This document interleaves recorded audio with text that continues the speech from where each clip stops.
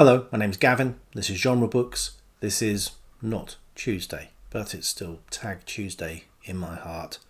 I'm out on Saturday, so I'm recording this ahead of time. I'm recording it in the evening for a change, rather than the early morning recording sessions.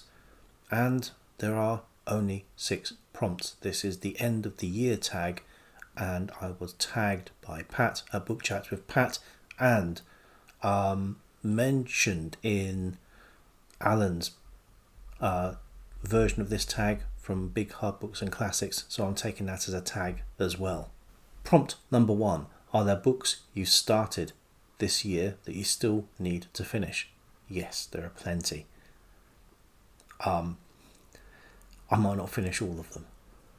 I don't DNF, but I do take extended gaps occasionally.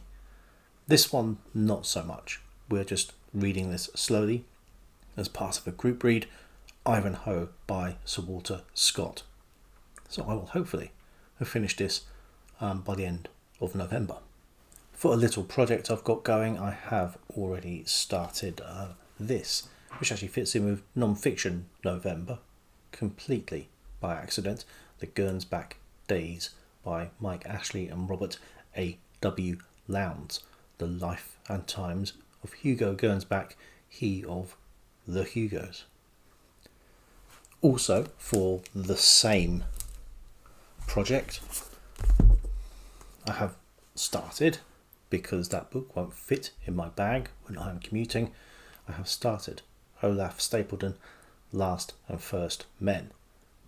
This is not going to be a brisk read, but it is engrossing, and so far I love it. Definitely want to finish it. For other books, I'm going through The Restless Republic. That's an audiobook, which is something I don't do very often, but it is the second book I am reading / listening to on the English Civil War for this last quarter of the year. And although it's quite different from the one I read before, it's no less interesting. One that I struggled with, a failure from the beginning of the year. I have nearly finished the first volume of Marcel Proust's In Search of Lost Time, that is Swan's Way. Prompt number 2. Do you have an autumnal book to transition into the end of the year? I don't, and I don't usually. I mean, that sounds like it's sort of a cosy autumnal read where you can snuggle up and read into the winter. I don't really have books like that. I can't imagine myself surrounded by candles and all the woodland animals coming into the room. Possibly I could use the spookier books that I read during October, Occult Detective October, and a little bit of Victober. I could use those as the transitional autumnal books, because it was the spooky season. Prompt number 3. Is there a new release you're waiting for? No. There is a book that has come out recently that I am interested to read. Again, as part of my project, I do need to find more modern books as well, which is very much not what I do usually on this channel. But a book that came out this year, it is non-fiction, fictionalized non-fiction. It's a scenario, it's an extrapolation. If anyone builds it, everyone dies, by Elysia Yudowski and Nate Soers. This is about our old friend, or our new friend, or a new enemy, AI. Prompt number 4. What are 3 books you want to read before the end of the year? Well, I've already spoken about a few, but there are some more I can show you. Again, as part of that project I have running next year. I think in December I am buddy reading Joe Haldeman's The Accidental Time Machine with Gareth from Books, Songs and Other Magic. I just read in the last week The Forever War, which is his most famous book, because I hadn't read that yet. So this has a high mark to live up to.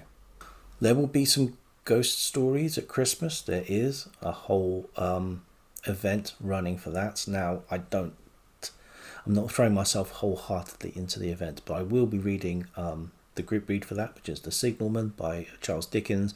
I will read one or two other Victorian ghost stories, but I'm going forward in time just a little bit.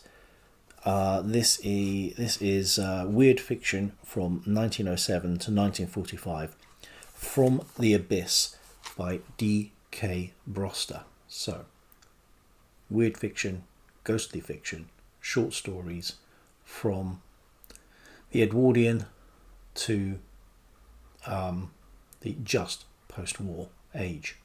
And finally, as we get right to Christmas, the British Library has provided The Santa Claus Murder by Mavis Doriel Hay. So, a murder mystery set at Christmas. It all looks rather festive. Also, another event. I know I wasn't taking part in any events, but an event where it's just the one book I can handle, one book a month.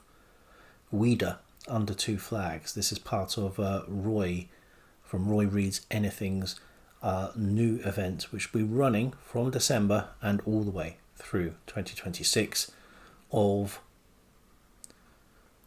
rather forgotten Victorian classics. So I don't know if we can call them classics, but they were big sellers at the time, not so well known now.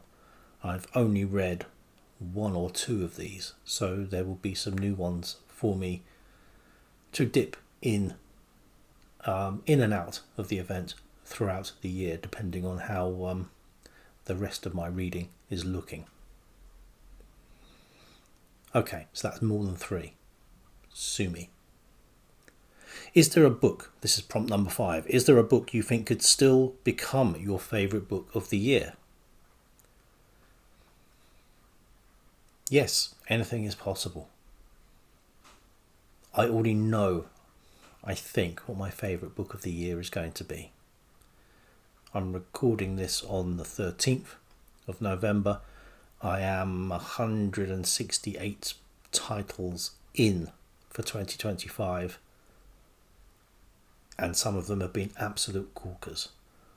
So any of these books I've mentioned are going to have to do very well to get into the top 10 or the top 5, and have to be absolutely mind-blowing to knock what I have in mind as my top book off of the perch. Prompt number 6. Have you already started making plans for next year? Yes. And tentative plans for 2027 as well, but certainly for 2026 it's already looking like a full slate. I might not get it to everything. I do reserve the right to just read what I want to, but I have a lot of plans already in place and a lot of reading events I know I will be taking part in if they are still running. So there will be fantasy in February, March, mystery, madness, spring into adventure, June on the range, rocket summer, garb August, shorty September, shake-tember, Victober, and here we are again in November. Enough to keep me occupied, let alone the ones I might get involved in that I haven't been involved in this year. Private Eye July, Dr. November. There's always the sport, the summer of sport. And there are my own events. I want to carry on reading Zane Grey. I want to carry on reading books for the Project Rabbit Hole, books about underground worlds, lost races, and sort of adventures in that weird Hollow Earth, lost civilization vein. And I have a big science fiction project as well. So I will not want for things to do. Some of it, I'm sure, will bleed into 2027, which is quite nice for a list obsessive person like me. So thank you to the creators of this tag whose names escape me and I will put below. Thanks to Pat for tagging me, to Alan for mentioning me, and I will tag other people below the line. But until next time, bye.